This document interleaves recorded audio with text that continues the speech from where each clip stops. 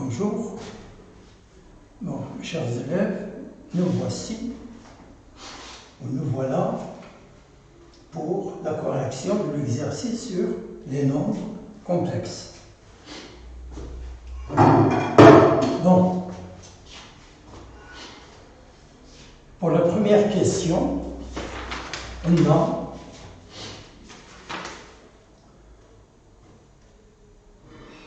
vérifier que 4 est une racine pour le polynôme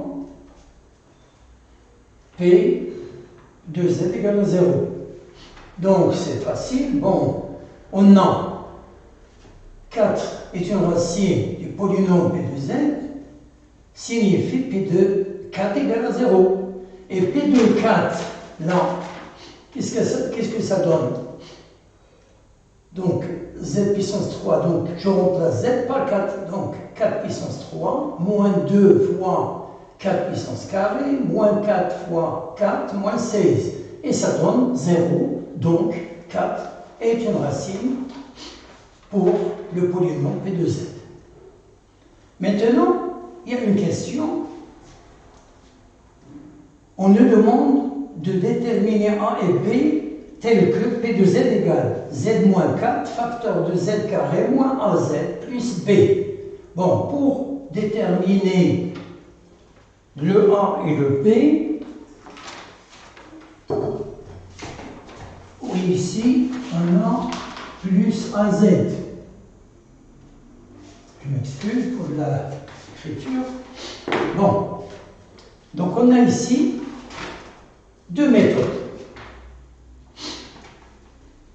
Première méthode, la division euclidienne, et il nous donne le résultat direct. Donc z puissance 3 moins 2z carré moins 4z, etc., divisé par z moins 4. Ben, ceux qui ne se rappellent pas de la division euclidienne, je vais essayer d'aller un peu lentement. Je vais dire quel est le nombre que je dois multiplier z pour avoir z puissance 3. Eh bien, c'est z carré. Ça, c'est clair. Donc, si je multiplie z carré par z, ça me donne z puissance 3. Et le z puissance 3, je le place ici avec un signe moins. Donc, j'aurai z3 moins z3 égale à 0. Et là, z carré fois moins 4, c'est moins 4z carré. Je pose ici plus 4z carré. Donc, j'aurai moins 2z carré plus 4z carré, ça fait 2z carré. Je fais descendre le moins 4z. Et maintenant, la même chose. Par quoi il faut multiplier z pour avoir 2z carré? Ben, par 2z. 2z fois z, ça fait 2z carré. Bon, j'ajoute le signe moins.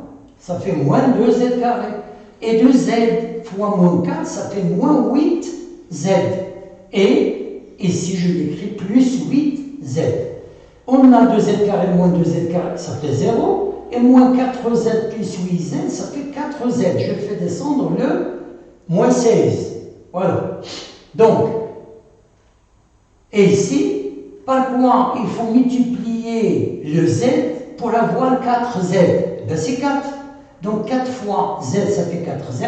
Je mets ici moins 4z. Et plus 4z fois moins 4z, ça fait moins 16.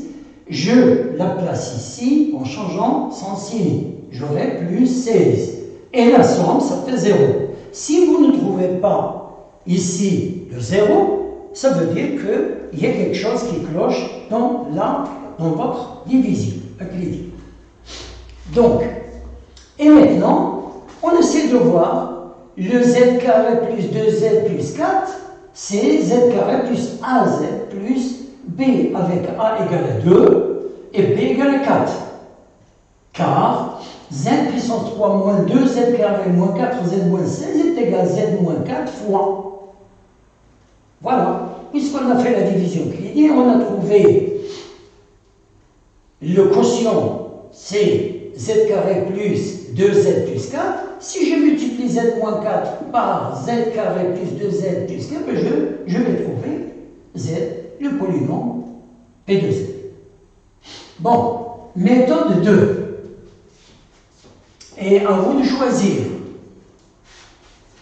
Ici, on a P de Z égale Z moins 4 facteur de Z carré plus AZ plus B. Ceci équivaut à dire Z puissance 3 moins 2Z carré moins 4Z moins C, c'est le polynôme P de Z. Ben, je l'écris ici. Et là, je développe. Si je développe, ben, j'ai Z fois Z carré, etc. Je vais trouver cette expression-là. Unissant les Z carrés et les Z, j'aurai Z puissance 3 plus A moins 4 fois Z carré plus B moins 4A fois Z moins 4B. Et automatiquement, je vais poser équivalent A. Parce que